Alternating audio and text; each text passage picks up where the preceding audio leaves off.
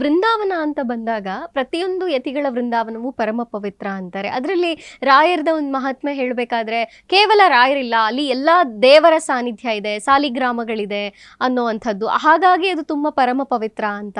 ಅದು ಹೇಗೆ ಗುರುಗಳೇ? ಅದು ಮೊದಲನೇದಾಗಿ ಹೆಚ್ಚಿನಂಶ ಯತಿಗಳು ಬೇರೆ ಬೇರೆ ವೃಂದಾವನ ಎಲ್ಲ ಅವರು ಜೀವ ಹೋದ ಮೇಲೆ, ಶರೀರ ಅವ್ರು ಬಿಟ್ಟ ಮೇಲೆ ಅಮೃತ ದೇಹವನ್ನು ಬೃಂದಾವನ ಮಾಡ್ತಾರೆ.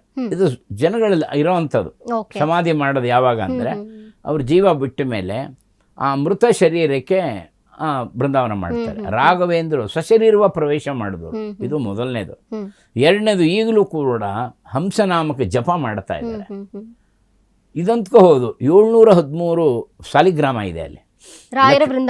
ಲಕ್ಷ್ಮೀನಾರಾಯಣ ಸಾಲಿಗ್ರಾಮ ಅವರೇ ಹೇಳಿ ಮಾಡಿಸಿದ್ದು.